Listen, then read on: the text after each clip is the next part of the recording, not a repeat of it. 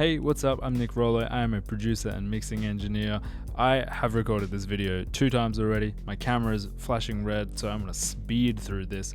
I'm going to show you how to time stretch audio in Studio One. If you find this helpful, hit like, hit subscribe. It helps me out a ton. Comment below what kind of things you want me to show. I would love any questions that I can answer, both Studio One and producing and mixing related contents. I'm talking really fast. There's a link in my bio to a free vocal preset in Studio One using stock plugins. This is for pop vocals. I use it basically. Yeah, it's free. Click it, get it. And yeah, let's jump into it. So there's a few ways we can stretch audio in Studio One. I will show a few of them. First off, make sure you know what the tempo is. They often have it in the title or the name of the actual sample. This is 95, so I'm in 95. There's also this file tempo here. Most of the time you have a tempo actually ingrained into the audio file. If not, when you load it in, it'll just say not set. Just go in and click 95. This will make your life easier, just locks everything together. Not all samples start on the exact starting point, if that makes sense. It's not all on beat 1. Sometimes there'll be a bit of empty space, so I would, imagine this is empty space. I would just cut it and then drag it so it starts on the actual beat. And just listen through to make sure you haven't messed it up and it doesn't warp out of time. Sometimes samples don't have a BPM actually listed, so what I've got is I've got a tap tempo assigned to one of my keys, so I'll just click it. My camera has turned off, so that's all right. We got the first part out. We'll just do the rest of it without any video. But yeah, so I've got a tap tempo, so I'll just click it out in time to find out what the tempo is.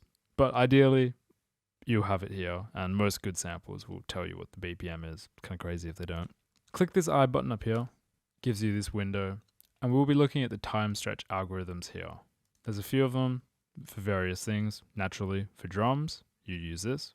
If you're doing samples, use this. If you're doing guitars, like single line, like lead line melodies, probably use this one. Either probably works in that case. And tape is a different algorithm, which I'll show. So let's click sound. Now there's 3 ways actually we can do this. The first is if I just want to change the tempo, let's say 120.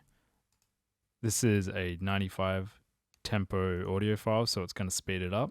If I go to 150, it'll get even faster.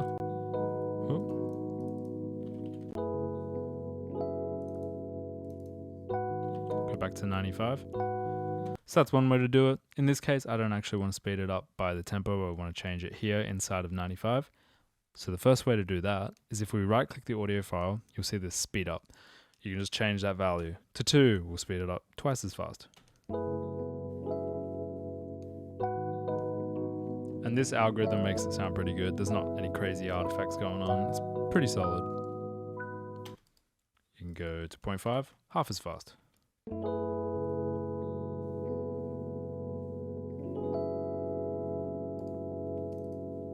Go to 0.75. You can go to any amount if you just click the number and drag it up or down. You can have as much fun as you like. I'd probably keep it to round numbers like 0.25, 0.5, 0.75, 1, 2, 4, 8. Those kind of things makes your life easier.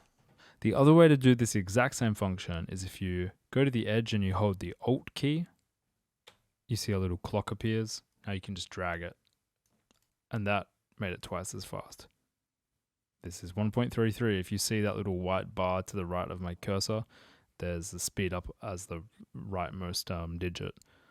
So you can do it that way. Pretty easy.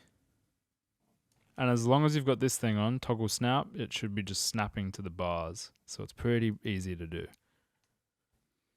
So if we make it go twice as fast, sounds like this. Oh, sorry, not twice as fast. If we make it go twice as fast, it sounds like this.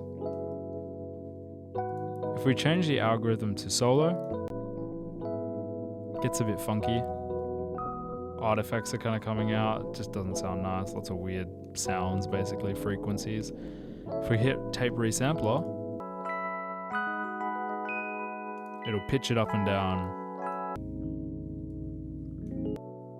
Really depends on what you're actually wanting. Most of the time I'd be using sound. You can always pitch it up by the transpose thing here, by hitting 12.